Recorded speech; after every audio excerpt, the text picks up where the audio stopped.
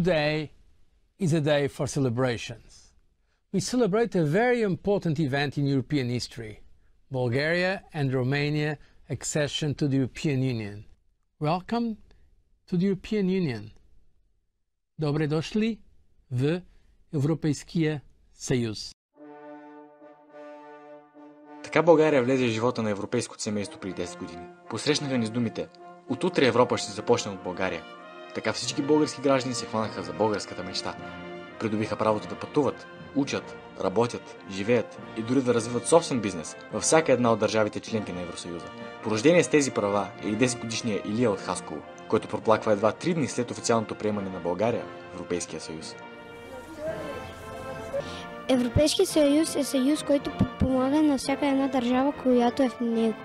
Хората, които работят в него, си ги представям с умни, с добре изглеждащи, с костюм, с вратовръзка и бяла риза. Илия, както и много други български деца, искат да се развиват и учат в чужбина. Аз искам да стана археолог, защото искам да откривам нови изгубени неща, като исторически предмети, кокали на динозаври и други. Тази професия е свързана с много пътуване в чужбина.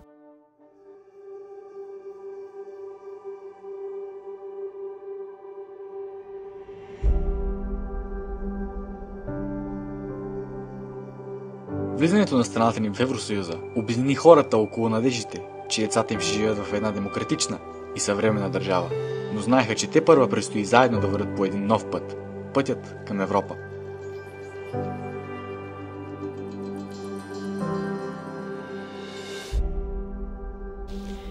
Да, чувствам се и пълноправен гражданин, защото виждам, че могат да се използват европейските програми, които са ни осигурени.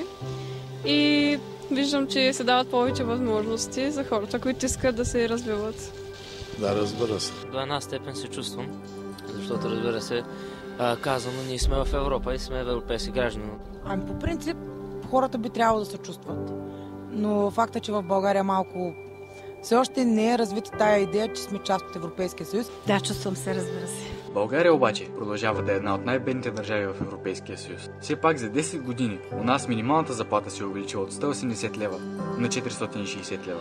Средната заплата в България в края на 2016 година е 941 лева, а през 2007 година е била около 400 лева. Минималната пенсия у нас тогава е била едва 92 лева. През 2016 тя е 161.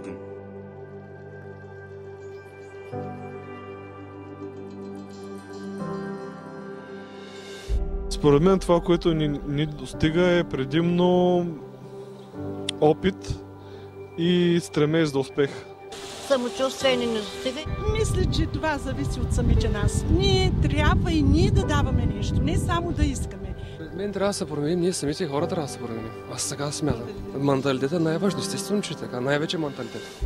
Първо трябва да си променим мисленето, това е най-важното. Това, което ни достига, е самочувствие.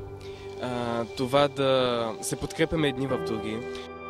Може би най-осезаемо промените от присъединяването на страната ни към голямото европейско семейство се усещат в по-големите градове и най-вече в столицата. Членството на Евросъюза все пак промени облика и на по-малките градове, като Хасково.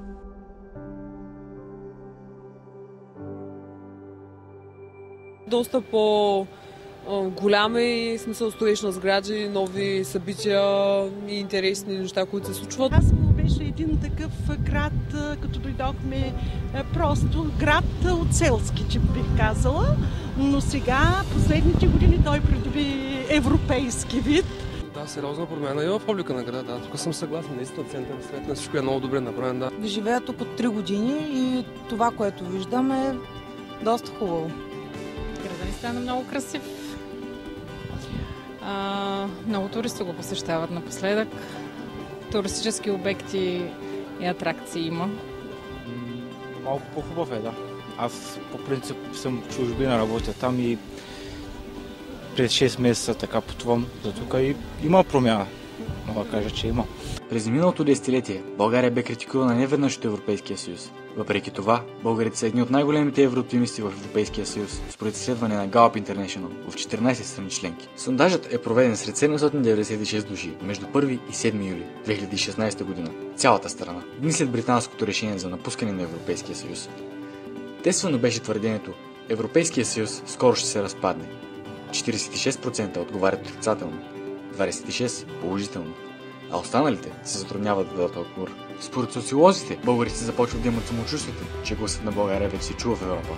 Може би най-вече, защото страната ни се готви да поеме ротационното председателство на Съвета на Европейския съюз през следващите 2 години. Преди 10 години прогнозите бяха, че усещането за пълноценна принадлежност към европейското семейство българите ще получат 15 до 20 години след приемането. Както се казва, пътят е изминат наполовина, а след още 10 години малкият Илия вече ще е пълнолетен европейски гражданин, който сам ще решава своето бъдеще, носейки със себе си българската мечта, с която е закърмен.